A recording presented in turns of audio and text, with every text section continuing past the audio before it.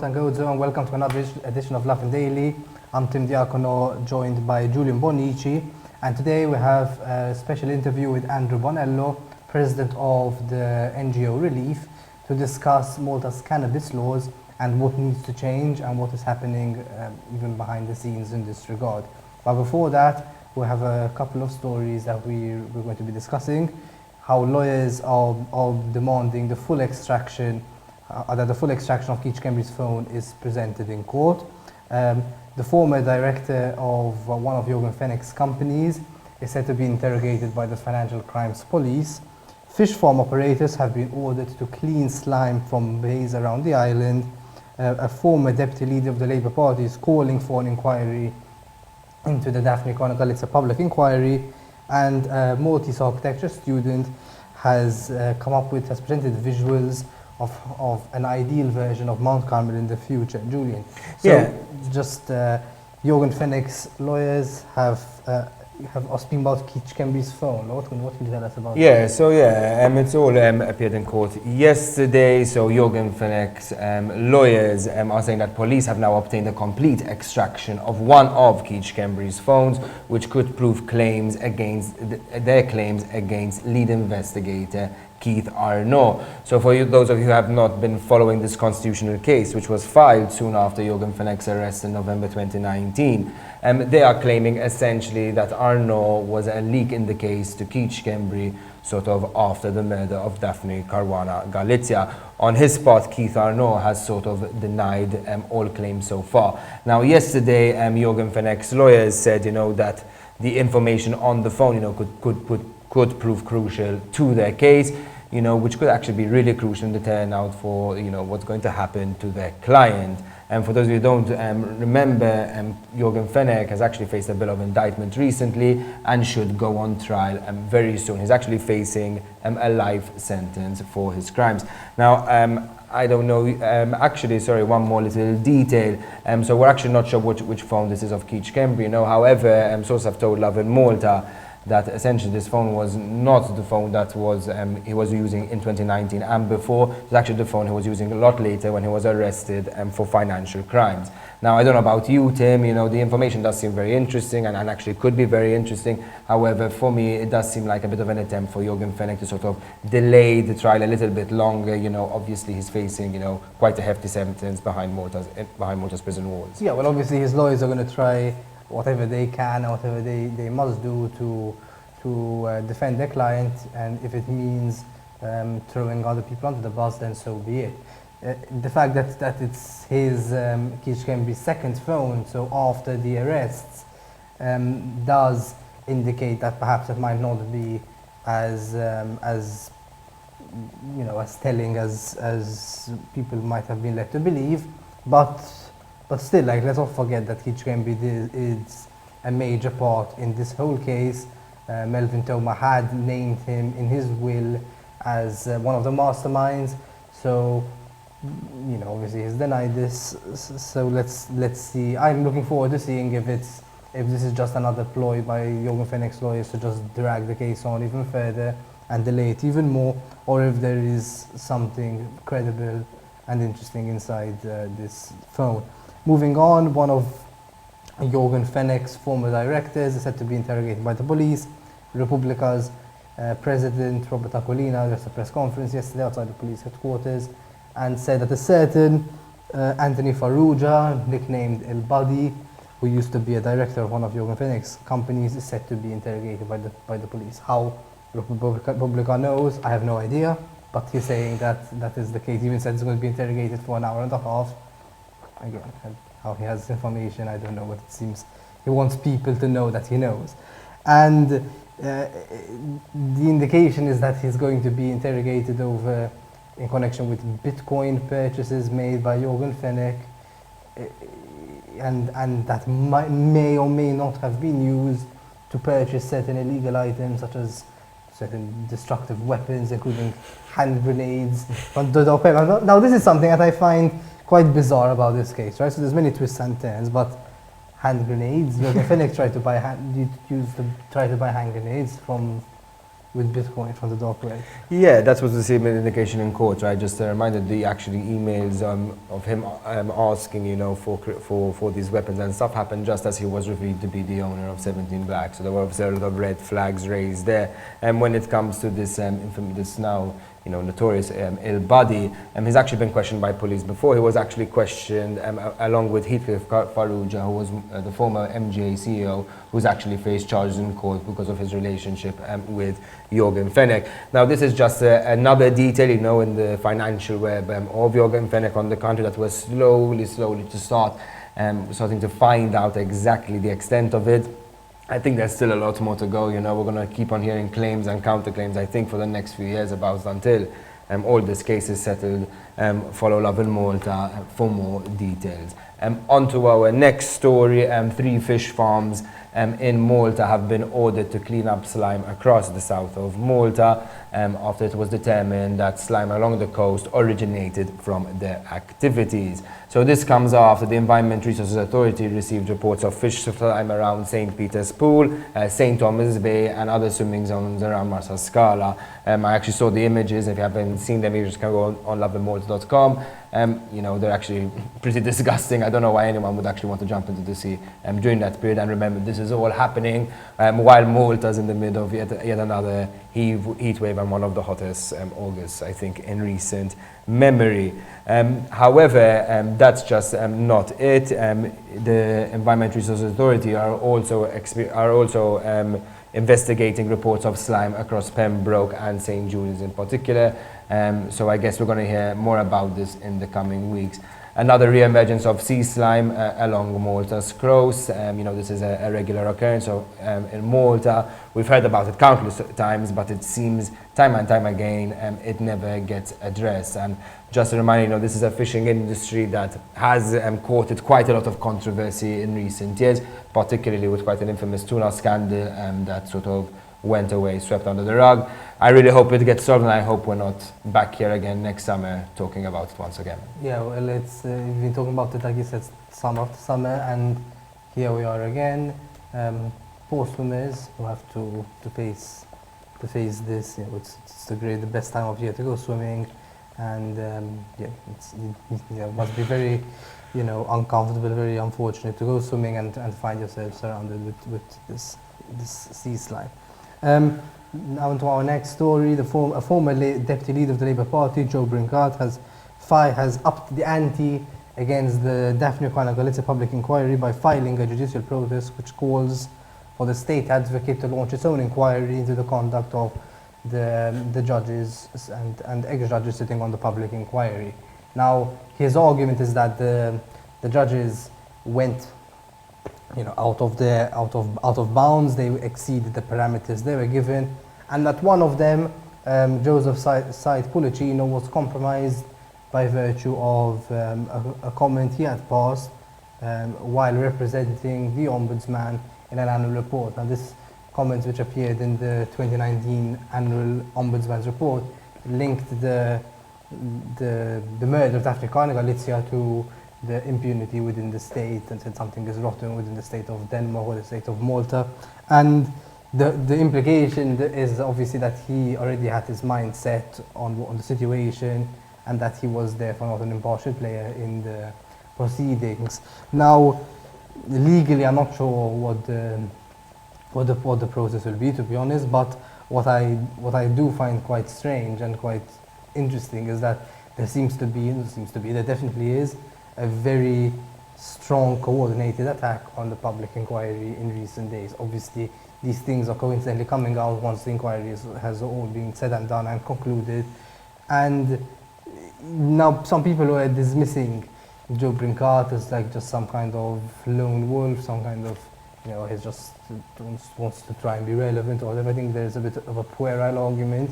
Let's not forget that Joseph Muscat himself referenced Joe Brinkart in his recent interview, that he was shocked when he found out what Joe Brinkart was saying about the judge, and coincidentally a day or two after Joe Brinkart happened to file judicial protest. What do you make of this? Yeah, you the nail like ahead, right? It came literally a day after, right? Joseph Muscat, at least the interview was published, and Joseph Muscat made reference to this Joe Policino issue, how Joe Brancat had mentioned himself. So make of that what you will. It's, you know, yet another coordinated attack against the public inquiry, which has faced numerous questions ever since its inception. It's almost as if that people never wanted to see the light of day. And, you know, whatever you think about the case, the inquiry itself has made some really amazing recommendations for the country, right? From judicial reforms to police reforms to media reform, that's going to help everyone, you know, out in the long term. Why certain people are seeking to delegitimize it, I mean, I'll leave it up to you and decide. Let us know what you think about all these maneuvers in the comments below. On to our last story. It's all about Mount Carmel. That's Malta's mental health facility that's constantly under the microscope over concerns over poor infrastructure and weak resources, not giving really the patients the most effective care it could possibly give.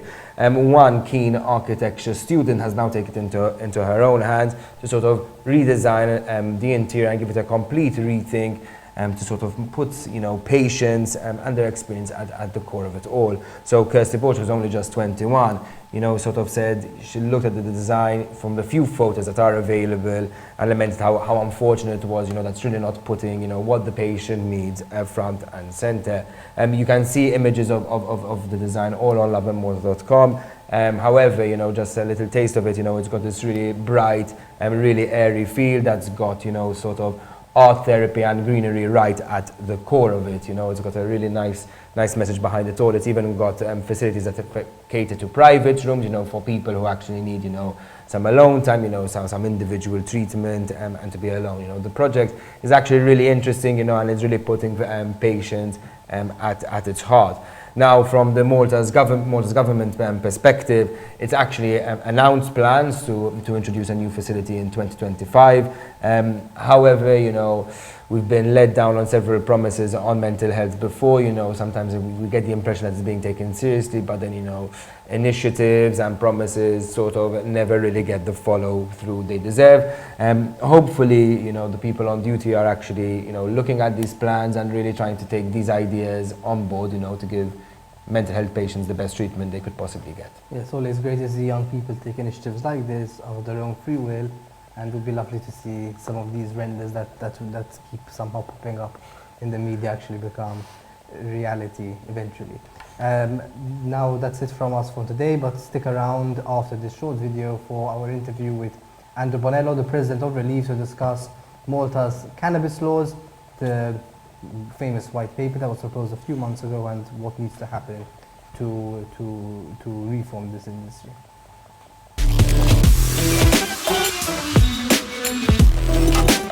In Malta, we don't say.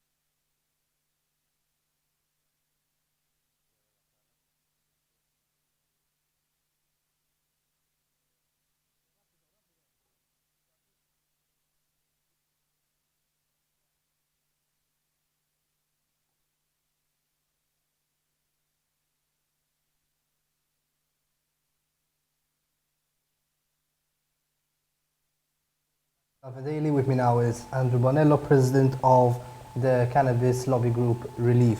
Hi Andrew, thank you for accepting this interview to be on Lovin Daily. Good morning, Tim.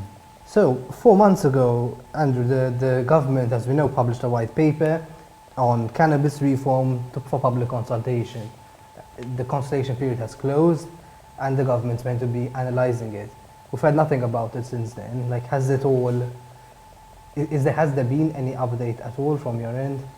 Yes, there has been. Since the white papers, there was a lot of discussions that took place. We participated in almost all of them. And there were a lot of contributions that were sent in as well, apparently over 350.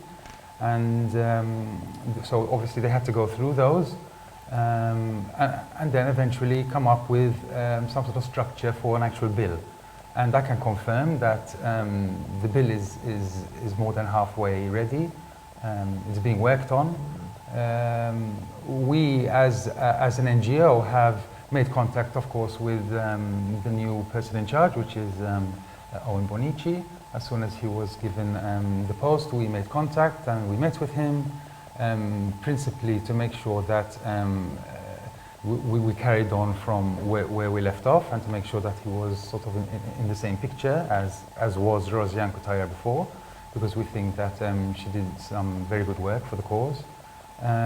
So we're explaining to him a lot of things. He had a lot of questions, of course, as well, mainly about cultivation and possession amounts as well. You know, maybe he's not, you know, too convinced about them.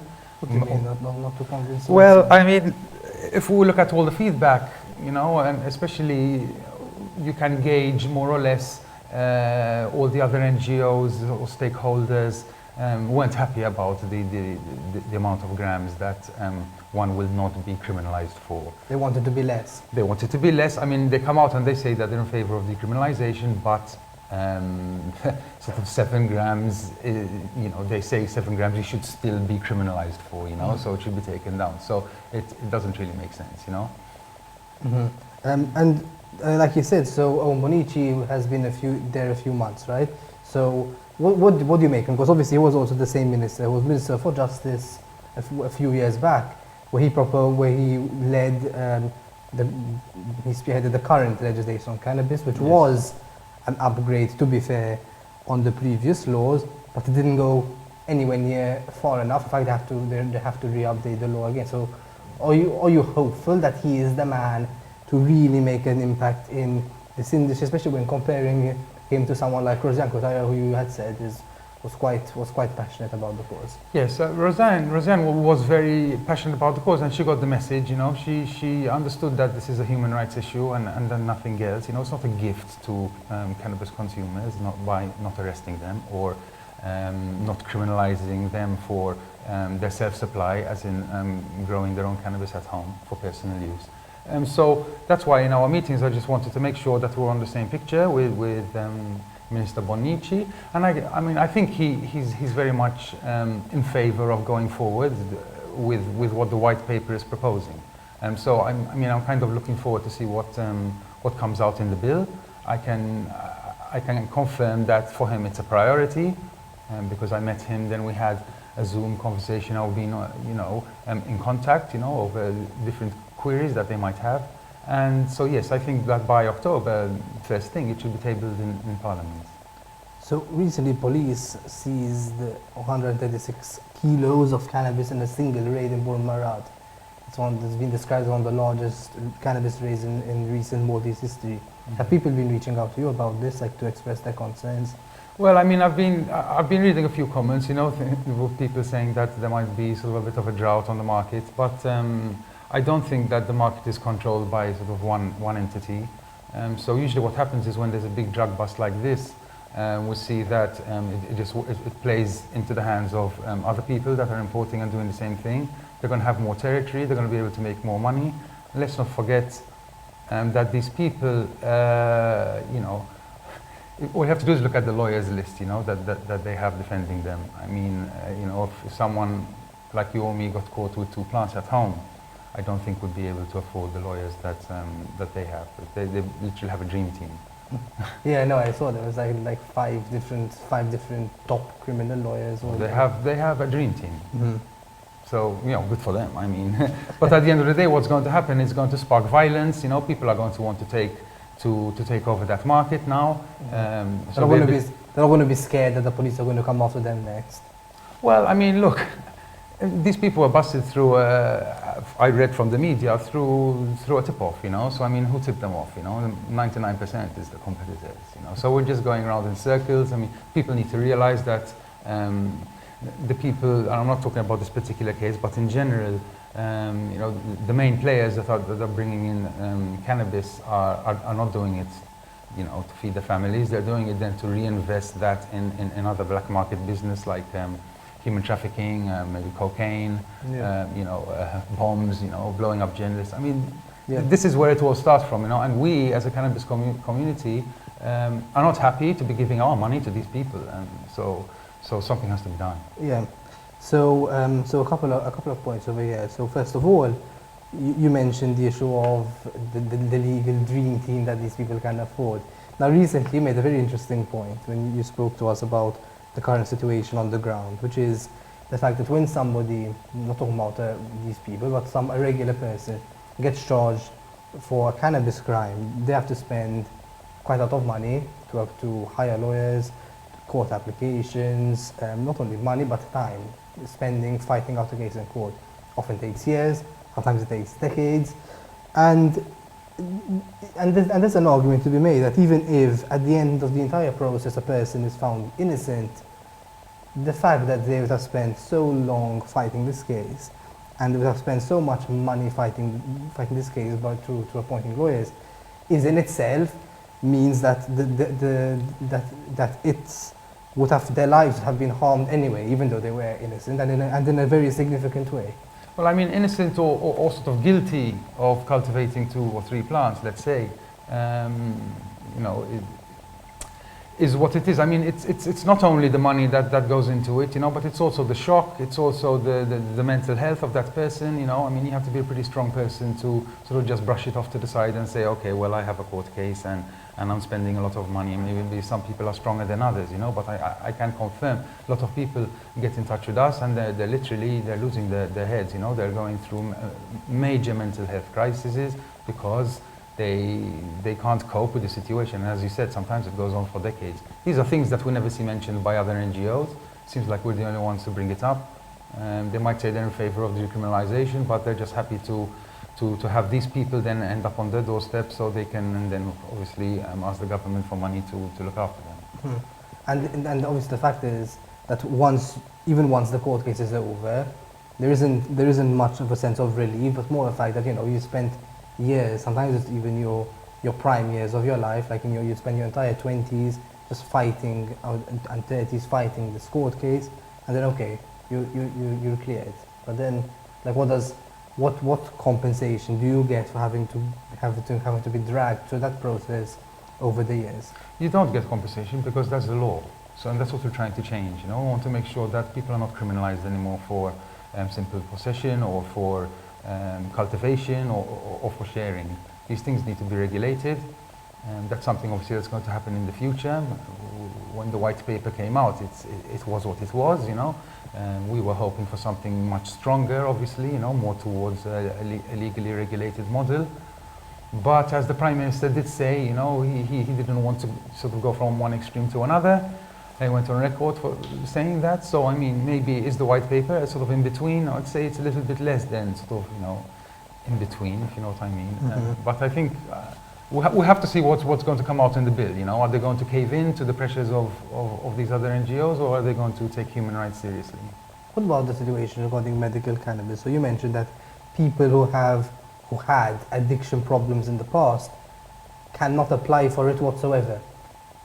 Why? Like, if this is meant to be a medicine, why is it being treated as some kind of drug that you get addicted to? Stigma. It's stigma, and the stigma is not only in the piazzas. The stigma runs all the way up to the Medicines Authority. It's also in the government, in opposition. The stigma is very, very strong in this country, you know. So cannabis for them is something destructive. They think it's, you know, a hard drug. They still believe in the gateway theory, you know, a lot of people, although sort of NGOs like Caritas and maybe OAS have now backtracked on that. But they did use that, you know, for a long time. Also, they also said that cannabis has no medical value, you know, no medicinal value, and then all of a sudden they changed their minds on that too. So, to be fair, we are moving forward slowly, but you know. There's this kind of conditioning, though, that if you're an addict, you'll be conditioned that you won't be able to take medical cannabis in the future. Isn't this kind of discouraging the real addicts from coming forward and seeking treatment, knowing that your your life will then be conditioned by the fact that you've admitted you're an addict. Well, it's not. I mean, a lot of people, unfortunately, you get arrested for maybe possession, or maybe sort of just dealing small amounts to sustain your habits, and then you go to the court systems. And one way of getting out of jail would be to attend one of these courses, you know. And once you attend one of these courses, then you're down on a register for the rest of your life that you were. And then obviously the stigma comes in that you were a junkie, basically. You know what I mean? When at the end of the day you had a problem with a substance use. So one thing leads to another, but that's why it's very important that we want to make sure that in this bill, the expungement of criminal records is addressed, that it's made very easy for these people to apply, and obviously that it doesn't cost them anything. So at least, you know, one small thing they can do is have a fresh start.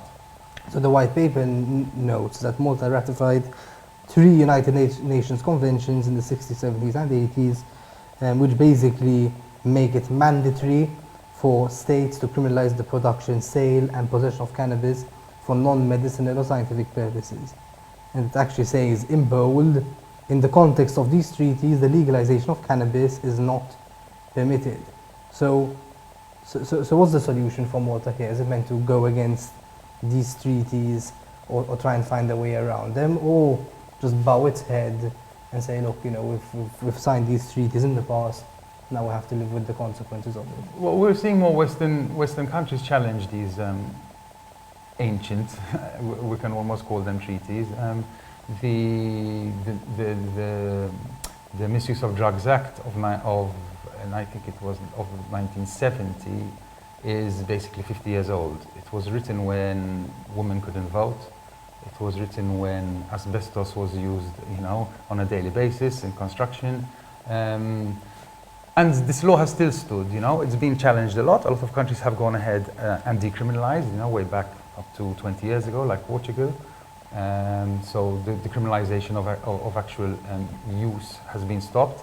And then some countries, you know, like the States and Canada and Uruguay have gone forward and said, listen, we don't want to leave this market in the hands of criminals, which is what we have here as well, and we want to create a legally regulated system. And if it's done not in the way as the US and the Canada, if it's not done in a commercial way, then I don't think that the UN will have much to sort of attack you on, you know, if you're doing it on a community basis and a non-profit system, as is the social club, and obviously being able to home grow. But is there a bit of a risk, do you think, that Malta might not want to risk challenging these kind of treaties now that has a bit of a reputational issue in light of the grey listing by the FATF? Does this have any, do you foresee that this has any impact on the way the government looks at the cannabis situation in terms of its relationship with the international community? I mean, well, the FATF has got to do with money laundering No, but it's an issue of perhaps of trust, right? So that if the international community doesn't, like Malta won't want to annoy the international community by breaking or finding loopholes around these treaties now that it needs to gain their favor to get back on the white list. Yes, no, I don't agree. I mean, I think, look, the fact that Malta will actually be looking at its own citizens from a human rights perspective, that is unbeatable, you know, in any sort of human rights court. So, and especially when we know that most of the problems that we have in Malta when it comes to money laundering and illegal sort of activities is mainly around the drugs trade. So, if you want to tackle that, then you can either do what we've been doing for the past 50 years and create a new army like they did in the States, you know, with the DEA, which got them nowhere, or you can say, listen, let's do what, you know, the data is telling us and what scientific evidence is telling us, and just hit the nail on the head by sort of regulating. And free up police resources in the process as well. Yes, I mean, that's, like you mentioned, the police. Unfortunately, I feel that we're sort of moving forward from maybe the government wants to move forward with this, but then we have to see, another thing we have to see is how the law enforcement is going to react to the new laws. Because we know that law enforcement is not in favor of even sort of decriminalization, because they've been criminalizing people for a long time. They think it's, you know, brownie points. You know, you can tell from the media because when someone is caught, you know, the name is splashed all over the media and a big deal is made out of it. That one woman with one plant had 3 teams enter her home, from forensics to you know, the drug squad and the local police. For one plant. Yeah, she had about 25 people, you know, in her house. So if we as Maltese citizens are not going to stand up to these injustices, then they're just going to carry on. And finally, Andrew, so what you said that you expect that you hope that the white paper, the bill following the white paper will be published in the coming months, in the coming weeks actually, when Parliament reconvenes. What do you expect? What do you foresee to happen in the coming months now, as in from what you can sense on the ground? Like will the situation actually change, or is this just another, you know, process that's going to be delayed until the election comes and whitelisting and it just keeps getting deprioritized again and again? What do you foresee is going to happen? Well, I mean, how long it's going to be dragged on for, I can't really say. But I mean, I've spoken, as I said, with the minister involved. He's going to be finalising the bill just before Parliament starts again, and it will be tabled.